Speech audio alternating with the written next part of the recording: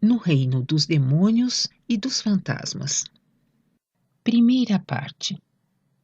Para tal esclarecimento é necessário antes saber que o ser humano terreno não se encontra na criação primordial, mas numa criação posterior.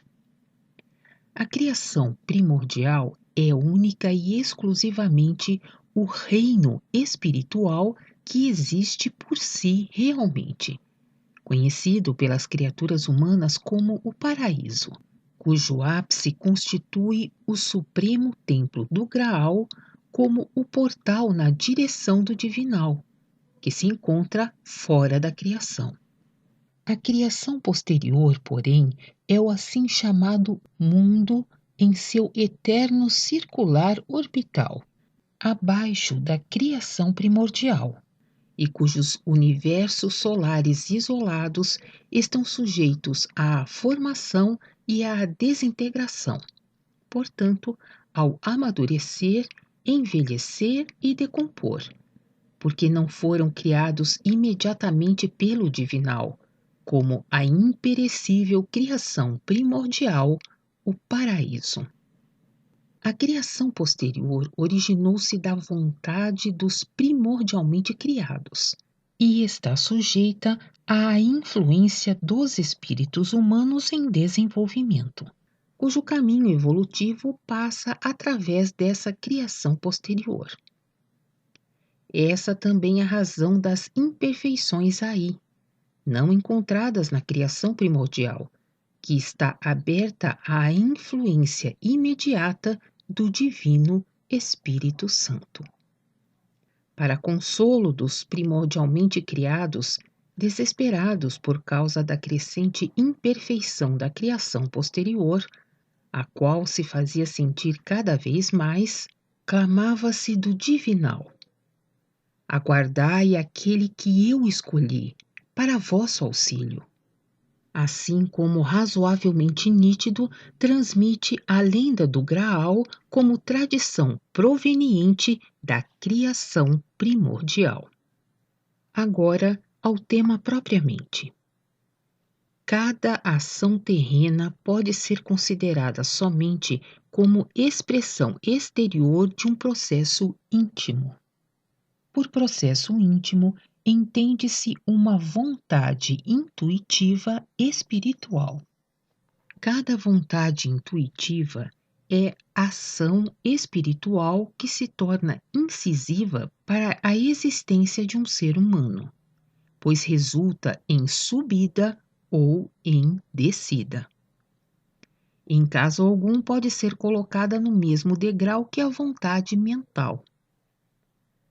A vontade intuitiva refere-se ao núcleo do ser humano propriamente. A vontade mental, porém, somente a um círculo exterior mais fraco. Contudo, ambas nem sempre precisam se tornar terrenalmente visíveis, apesar de seus efeitos categóricos. A ação terrena, grosso material, não é necessária para acumular um karma. Por outro lado, não existe nenhuma atividade grosso-material terrena que não tenha sido precedida por uma vontade mental ou por uma vontade intuitiva.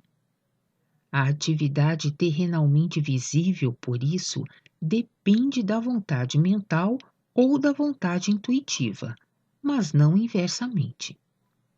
Aquilo que é realmente incisivo para a existência de um espírito humano, para sua subida ou descida, está, no entanto, ancorado de modo tão forte na vontade intuitiva que a criatura humana quase nem atenta, mas para cujos efeitos categóricos e que jamais falham, não há nenhuma fuga, nem qualquer paliativo ou adulteração. Somente nisso reside o verdadeiro vivenciar do espírito humano, pois a vontade intuitiva é a única alavanca para o desencadeamento das ondas de força espiritual, que se encontram na obra do Criador, aguardando apenas o estímulo da vontade intuitiva dos espíritos humanos, a fim de serem levadas então imediatamente à efetivação, de modo multiplamente aumentado. Exatamente a esse tão importante fenômeno, o mais importante até, pouca atenção tem dado até agora à humanidade. Por tal motivo, quero apontar sempre de novo para um ponto principal, aparentemente simples, mas que encerra tudo em si. A força espiritual que perpassa a obra da criação só pode obter ligação com a vontade intuitiva dos espíritos humanos. Tudo mais fica excluído de uma ligação. Já a vontade mental não consegue mais ligação alguma, muito menos quaisquer produtos da vontade mental. Esse fato exclui toda a esperança de que a verdadeira força principal na criação sequer pudesse ser posta em conexão com qualquer invenção. Contra isso é passado um ferrolho inamovível. O ser humano não conhece essa força principal, bem como os seus efeitos, embora esteja dentro dela. O que este ou aquele pensador ou inventor imagina como força primordial não o é. Trata-se então sempre apenas de uma energia bem secundária, da qual poderão ser descobertas muitas ainda, com efeitos surpreendentes, sem que com isso se aproxime sequer um passo da força propriamente, da qual o espírito humano se serve diariamente de modo inconsciente. Infelizmente, como que brincando, sem dar atenção às horríveis consequências dessa desmesurada leviandade. Em sua absoluta ignorância, tenta sempre desviar criminosamente a responsabilidade das consequências para Deus, o que, no entanto, não o liberta da grande culpa com a qual se sobrecarrega pelo seu não querer saber. Quero tentar apresentar aqui uma imagem clara. Uma pessoa, por exemplo, intui inveja. Diz-se comumente: a inveja brota dela. De início, trata-se de uma intuição genérica, muitas vezes nem claramente consciente ao espírito humano. Essa intuição, contudo, ainda nem moldada em determinados pensamentos, portanto, sem ter ainda chegado ao cérebro, por si só é aquilo que traz a chave, única capacitada a estabelecer ligação com a força viva, a formar a ponte para tanto. Imediatamente flui então tanto dessa força viva existente na criação em direção à referida intuição, quanto seja a sua capacidade de recepção, condicionada pela respectiva força da intuição. Somente com isso, a intuição humana, isto é, espiritualizada, vivifica-se e recebe a enorme capacidade geradora, não força criadora, no mundo de matéria fina, que torna o ser humano senhor entre todas as criaturas, a criatura suprema na criação. Esse fenômeno, contudo, deixa-o exercer também imensa influência sobre toda a criação posterior, acarretando com isso responsabilidade pessoal, que criatura alguma, além dele na criação posterior, pode ter, uma vez que somente o ser humano possui a faculdade determinante para tanto, a qual reside na constituição do espírito. E somente ele, em toda a criação posterior, contém espírito em seu âmago mais íntimo e obtém por isso, como tal, exclusivamente também ligação com a força viva superior, que reside na criação posterior. Por sua vez, os primordialmente criados no paraíso são de espírito diferente do que os que peregrinam pelos mundos, os assim chamados seres humanos terrenos. Razão porque sua faculdade de ligação se destina também a uma onda de força diferente, mais elevada e ainda muito mais forte, da qual se utilizam conscientemente, podendo criar assim, de modo natural, também coisas muito diferentes do que os peregrinadores do mundo, aos quais pertencem os seres humanos terrenos, cuja onda de força superior é apenas uma gradação da energia latente na criação primordial. Da mesma forma que os próprios seres humanos terrenos são apenas uma gradação dos primordialmente criados. O que até hoje tem faltado principalmente ao saber humano é o conhecimento das muitas gradações de tudo aquilo que se encontra na criação primordial, que se tornam cada vez mais fracas em direção descendente, e o reconhecimento de que eles próprios pertencem apenas a essas gradações. Estando tal compreensão corretamente consolidada, a presunção de até agora cairá, ficando livre dessa forma o caminho para a escalada. Ruirá então por si, miseravelmente, a tola ilusão de serem os supremos, de trazerem dentro de si até mesmo algo de divinal, e por fim restará apenas vergonha libertadora. Os primordialmente criados, tão mais superiores e mais valiosos, não possuem tal presunção. Apenas sorriem complacentemente dos desencaminhados vermes terrenos, tal qual sorriem muitos pais da tagarelice imaginosa de seus filhos. Mas, voltando à intuição. A intuição de uma pessoa assim fortalecida produz agora, em ulterior gradação absolutamente automática, uma configuração que corporifica exatamente a espécie da intuição. Nesse caso, pois, a inveja. De início, a configuração acha-se dentro, a seguir, ao lado do gerador, ligada a este por um cordão nutridor. Concomitantemente, porém, sob o efeito da lei de atração da igual espécie, entra ela logo em contato com o local de concentração das configurações de espécies iguais, recebendo de lá vigoroso reforço, que, juntamente com a nova configuração, constitui agora o ambiente de matéria fina da respectiva pessoa. Nesse ínterim, a intuição chega até o cérebro e aí desperta pensamentos de igual espécie, que delineiam nitidamente o alvo.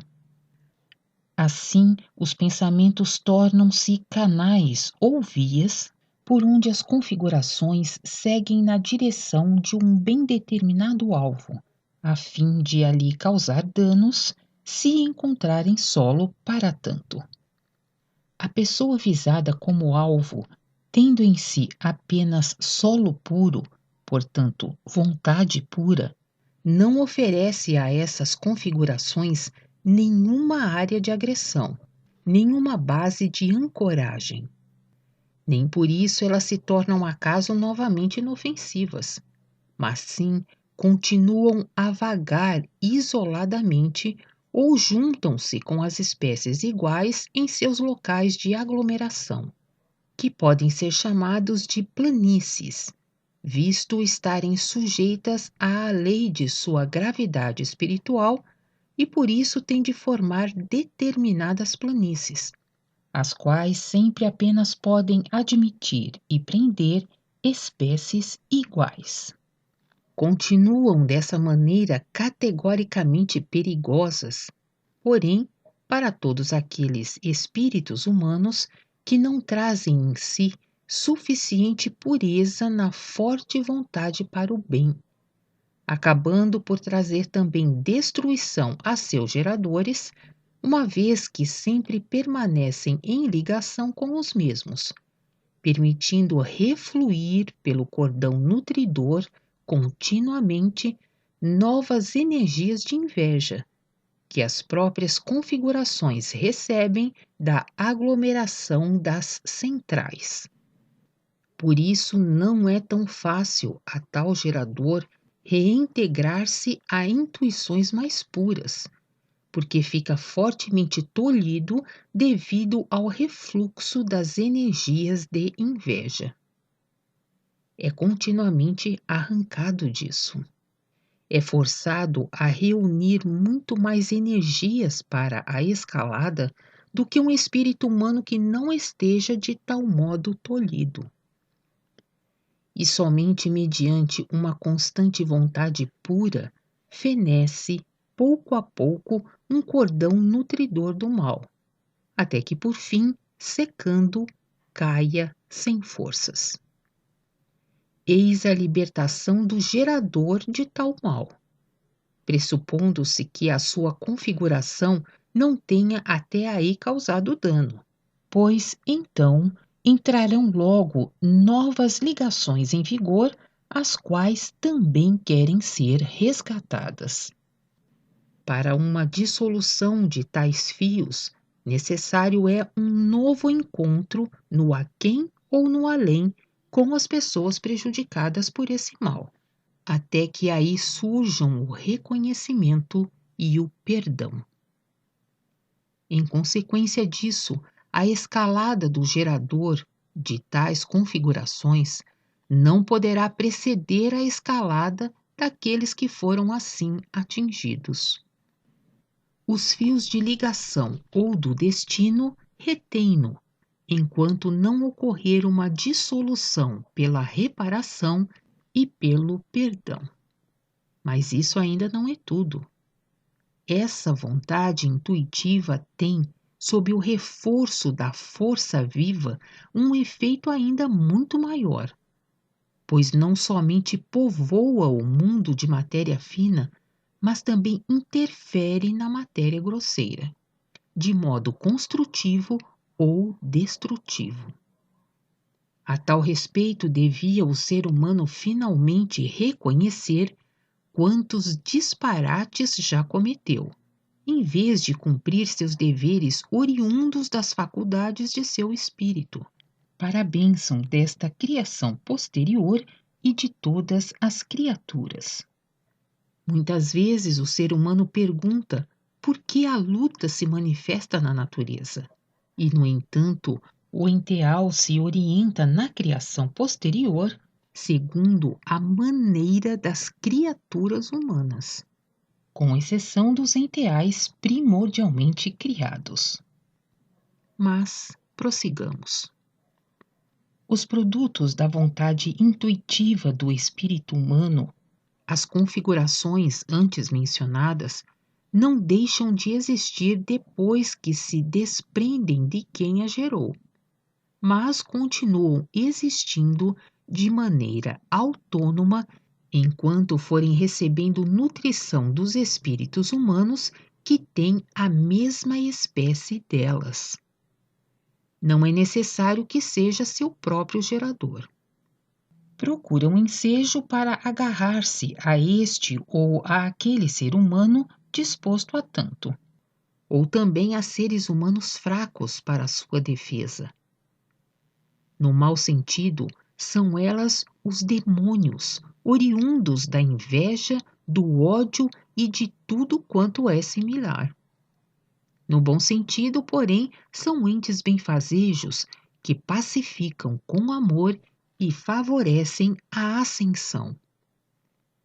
Em todos esses fenômenos, não é necessária absolutamente uma ação terrenalmente visível das pessoas. Ela adiciona somente novas cadeias ou fios que terão de ser resgatados no plano da matéria grosseira, tornando indispensável uma reencarnação, se a remissão não puder se realizar numa só vida terrena. Essas configurações da vontade intuitiva do ser humano contêm em si força, porque se originam da vontade espiritual em ligação com a força principal neutra. E o que é mais importante, porque com isso, ao serem formadas, recebem em si algo do enteal, isto é, aquela espécie donde se desenvolvem os gnomos, etc.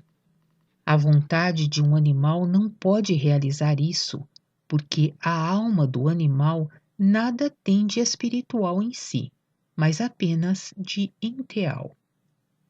É, portanto, um fenômeno que somente se realiza nas configurações da vontade intuitiva humana, que por isso tem de trazer grande bênção no caso de vontade boa, mas incalculável desgraça mediante vontade má, porque um núcleo enteal de tais configurações possui força impulsionadora própria, ligada à capacidade influenciadora sobre tudo o que é de matéria grosseira.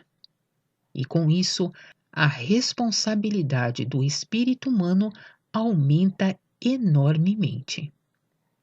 Sua vontade intuitiva cria, de acordo com sua espécie, os entes de vontade boa, bem como os demônios. Ambos são exclusivamente produtos da capacidade do espírito humano na criação posterior. Contudo, o seu núcleo automaticamente impulsionador, e com isso incalculável em sua ação, não se origina da entealidade com capacidade de vontade, donde provém as almas dos animais, mas de uma gradação disso que não possui capacidade de vontade própria. Existem também, na entealidade, assim como no setor do espírito, situado acima dela, muitas gradações e espécies determinadas, a cujo respeito ainda devo falar em especial. Para esclarecimento adicional, sirva ainda que o enteal também encontra contato com uma força viva, latente na criação, que, contudo, não é a mesma a que a vontade do espírito humano está ligada, mas uma gradação daquela.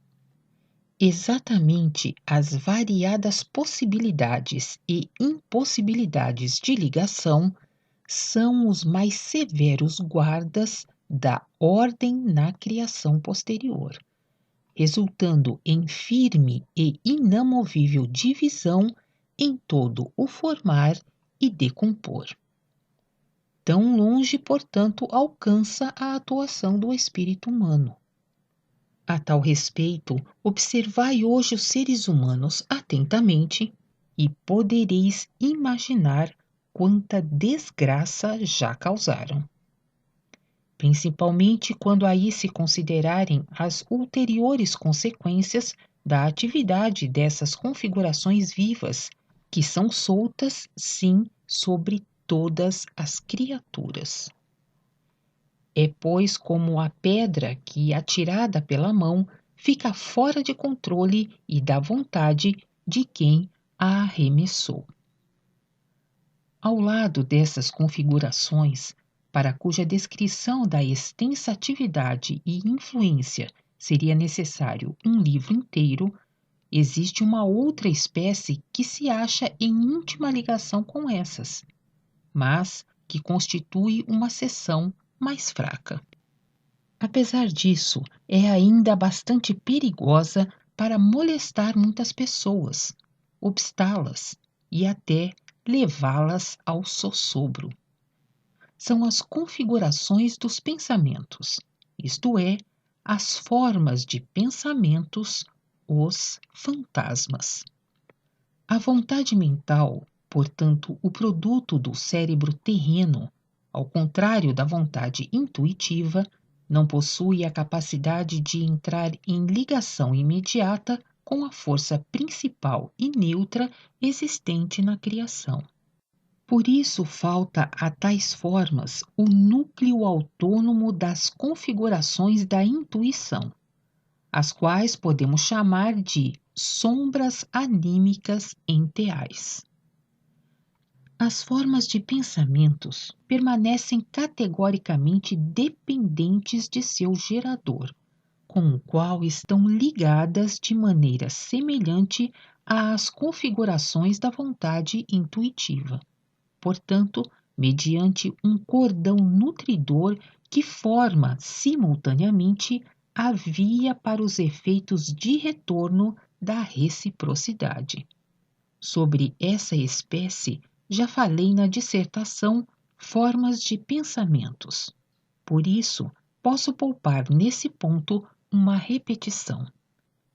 Continua na segunda parte.